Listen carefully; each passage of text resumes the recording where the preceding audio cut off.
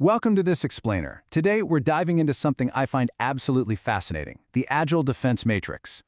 For the longest time, national defense was basically this exclusive playground for slow-moving industrial giants. But today, we're going to unpack how small, super agile startups are coming in and completely revolutionizing massive national defense ecosystems.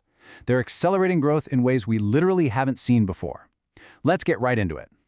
So here is the core question strategists all over the world are losing sleep over. How on earth do you upgrade a massive traditional military for the 21st century? The fundamental problem today is that modern warfare and tech, I'm talking artificial intelligence, drone swarms, advanced materials, they evolve way faster than traditional defense procurement systems can actually handle. You just can't wait decades for a solution anymore. By the time you get it, it's already obsolete. Because of this, we are right in the middle of a massive strategic transition. We're trading the old way, which was super reliant on sluggish supply chains, imported legacy systems, and maybe just a handful of prime contractors, for a totally new reality. It's an agile, indigenous, and heavily startup-driven engine. It's all about empowering fast-moving local innovators to build capabilities that can pivot and adapt on the fly. Okay, here's our quick roadmap for today's explainer.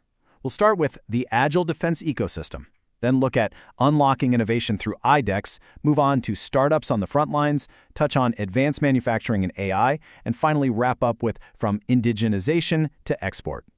Starting off with Section 1, the Agile Defense Ecosystem and how we're rewiring the supply chain. Just look at the sheer velocity of this growth. Over 2,100.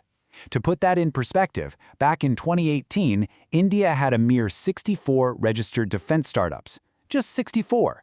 Today, it's an absolute ecosystem explosion, and it's all being driven by specific platforms and national conclaves designed to bring these brilliant innovators directly to the decision-making table.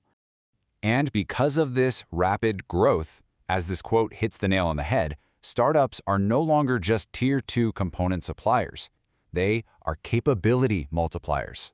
We've totally moved past the days where smaller companies just made nuts, bolts, and spare parts. Now, they are actively driving strategic, frontline capabilities. They're the actual engines of innovation here. Moving to Section 2, unlocking innovation through iDEX, which is really the catalyst for all this growth. So, what is iDEX? It stands for Innovations for Defense Excellence, and it's basically the primary vehicle bridging the gap between complex military demands and rapid entrepreneurial solutions. And the cool thing is, it doesn't just hand out a check and walk away. It provides mentorship, connects innovators directly with the armed forces, and creates clear, actionable pathways to actually co-develop cutting-edge tech. So how does a startup actually get involved? Well, it goes step by step. First, the military puts out a very specific problem they need solved. A startup then pitches a solution and can win iDEX funding, often up to 1.5 crore rupees just to get a prototype going. Then, and this is crucial, instead of working in total isolation, they co-develop the tech alongside the actual military users. And finally, deploy the prototype. It keeps that feedback loop incredibly tight. But it doesn't stop with iDEX. We're seeing these expanding support networks popping up everywhere. You've got the ADITI scheme stepping in with up to 25 crore rupee grants for deep tech. Defense public sector undertakings have launched over 100 dedicated innovation challenges, and then there's this region portal, which has successfully helped indigenize over 15,000 imported components. Basically, the whole system is fully mobilized to support these startups. All right, Section 3, startups on the front lines where they're deploying next-gen tech. Out on the ground, this startup agility translates to a vastly better equipped soldier. Startups are pushing personal protection well beyond your standard Kevlar vest. We're talking about smart, liquid armor using shear thickening fluids that literally harden on impact. That's wild, right? They're also developing ergonomic body armor designed specifically for the anatomy of female soldiers to reduce fatigue, and they're even building exoskeleton mobility systems to help soldiers carry heavier loads without breaking down. And take artificial intelligence, for example. Innovators recently showcased this specialized AI-integrated helmet designed for deep underground tunnels, places where standard GPS just completely fails. With this helmet, a team of soldiers can maintain precise location tracking of themselves and each other, and instantly feed that data back to command. For subterranean operations, that is an absolute game changer. All of this innovation brings us to a foundational concept in modern defense, something a former NATO commander noted. Capacity is deterrence. You see, true deterrence in the modern age isn't just about hoarding weapons in a warehouse somewhere. It's about having the flexible, immediate production capacity that this vast network of agile startups provides.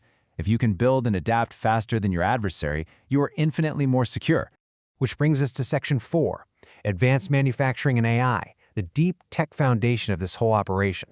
Things like additive manufacturing or 3D printing alongside AI are allowing remarkably small firms to just punch way above their weight class. I mean, they're printing lightweight drone bodies on demand. They're creating highly complex aerospace tooling using brand new composite materials. And they are actively integrating advanced AI into things like missile seekers and low-cost kamikaze drones. It's happening fast.